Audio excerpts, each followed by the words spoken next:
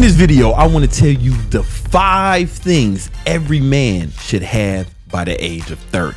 Now, I'm 41, and I know you may not be able to tell by looking at me because I'm in better shape, healthier, and just better than you, even though you're probably younger than me, judging from the demographics here on YouTube. But my 30s were pretty awesome, and it led me to a lot of balling and shot calling, making millions of dollars and living a really fantastic life.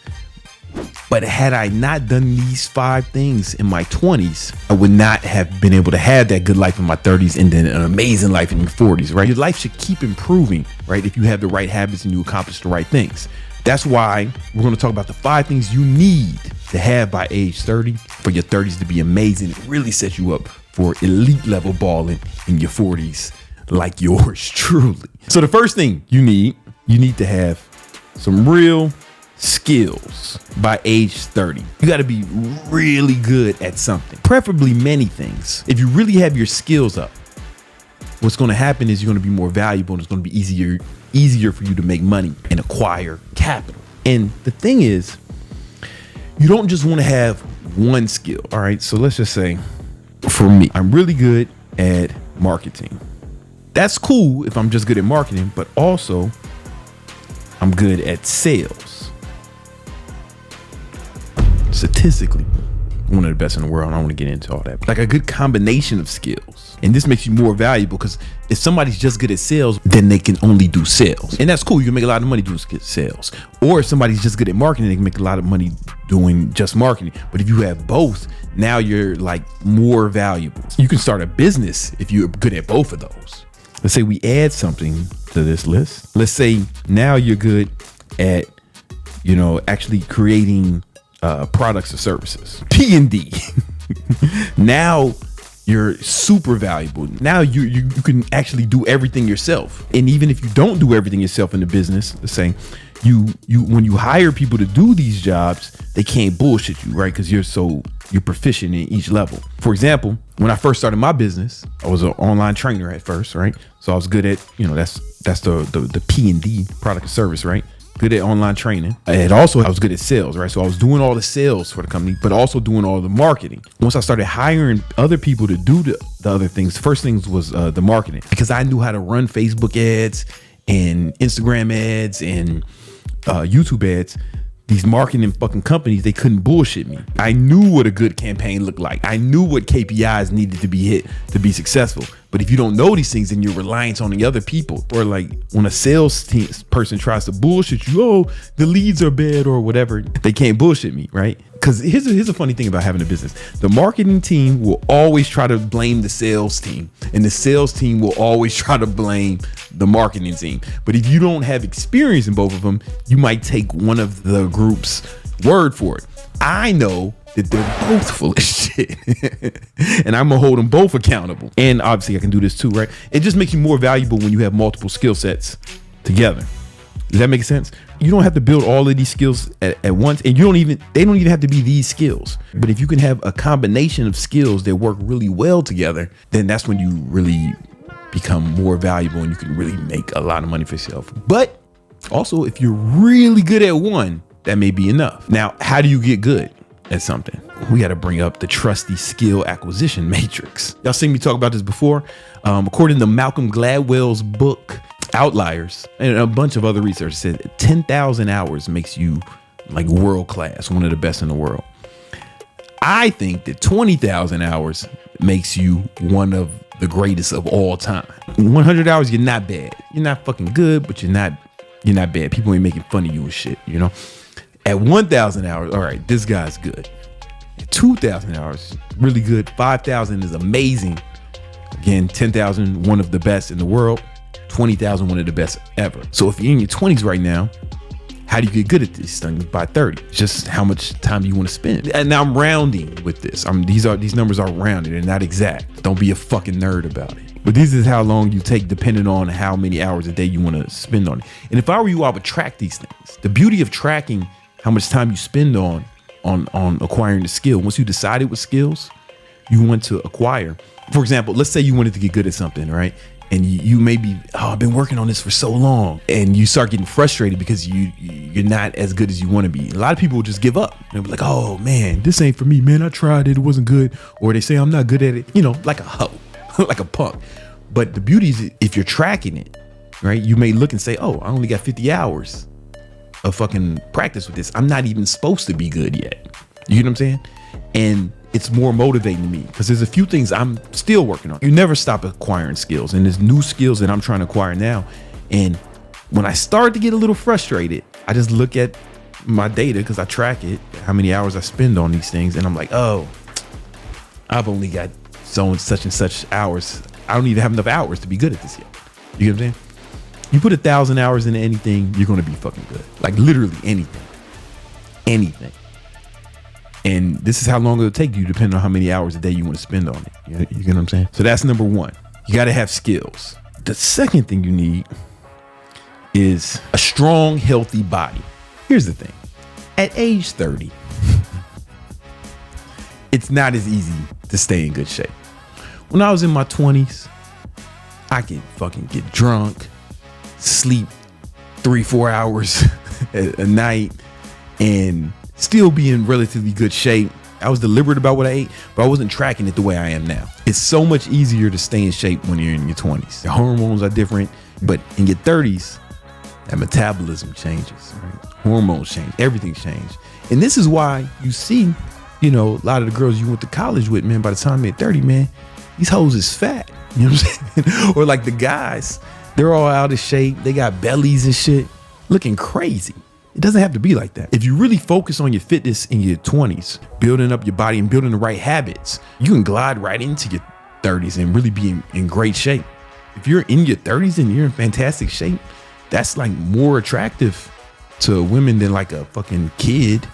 You know what I'm saying? Like when you was all young and shit. Now you're like a real man and you probably have some more financial stability, which we're talking about. You'll be more attractive to like women in your 30s. It's that shit that fucking Rolo and all the red pill guys have. They talk about sexual market value, men versus women, where so like they say women have higher sexual market value when they're younger, but men, boom, it starts to peak in your fucking mid 30s, right? That's when you have the highest sexual market value, and then it extends. Well, and you can extend this more, more the better shape you're in. But that doesn't count if you a fat ass, and not even when it comes to like women and shit. That's not even the most important thing. The most important thing is actually having energy and being healthy. Because if you built your skills up in your 20s, the way I talked about in step number 1, then what's going to happen is, you're going to need more energy to actually deploy those skills into a money-making endeavor. You're going to need a lot of energy. So in my 30s, I was probably working the hardest, but you need energy to do that. And if you're out of shape, if you're fat, if your hormones are all out of whack, you're going to be tired. You're not going to have the energy. You're not going to have enough vigor to deploy against your goals, especially your financial goals. So there's that. And let's say you start having kids in your 30s. So I had my son in my 30s, but I'm running around with him, even when he was 2. The people say the terrible twos. The reason they say they're terrible twos because these motherfuckers is out of shape. They was the terrific twos. That's when it started being fun to be a dad. When he was running around and I was chasing him and shit, it was fun. But I had enough energy. If you don't have energy, then a kid with a lot of energy is actually a burden. You don't want your fucking children to be a burden. You want to have enough energy to have fun with them. Or even now, I take my son to the trampoline park. I'm jumping around with him. I'm having all types of fun. And like we're actually having fun. Well, other dads are like bored because they can't even keep up. These motherfuckers on the sidelines like a hoe. You know what I'm saying? I'm throwing their kids around. You know what I'm saying? Their kids is jumping on me. You know what I'm saying? Their kids start chasing me around. Now I gotta raise your kids because you fat. Heavy is the head which holds the crown. I took my niece and my nephews to the trampoline park the other day. Me and my girl, we took my niece and my nephews. I'm running around, I'm throwing the dodgeballs at them. Like we having a lot of fun. Then all the kids started throwing dodgeballs at me. Why they're fat dads sitting around being fat on their phone, man. I got footage of that shit. All the fat dads on their phone and me, I'm running around like a goddamn He-Man. Like that shit was really happening. But here's the thing. Your kids are more fun if you are in shape. They are a burden if you are out of shape. You know what I'm saying? You don't want your children to be a burden. You know what I'm saying? You want it to be fun. Stay in great shape. All right, I have a lot of videos here on how to be in good shape and how to maintain that. You really got to focus on your 30s. It won't be as easy to stay in shape in your 30s as it is in your 20s. It just won't be as easy. Things are going to change. You're going to have to be more strict as you age.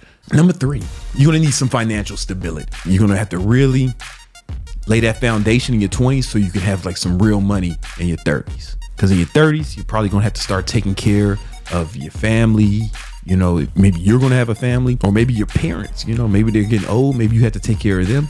You're like a real man in your 30s. Like you're a man in your 20s, but you're going to get a lot of leeway. You're going to get a lot of passes. Like you can be broke and ain't nobody going to, hey, he's chill trying to figure it out. But in your 30s, man, ain't no pity in your 30s. In your 30s, if you ain't got it together, women are going to be laughing at you. Your kids are going to be like, Dad, why we poor? Why can't I have braces? I just got to have snaggle teeth. And you'd be like, yeah, I didn't listen to King Keto. I wasn't listening to Gymnasium Jesus when he gave me the 5 tips. Now you got to suffer. You got to have ugly teeth and people going to make fun of you. You know what I'm saying?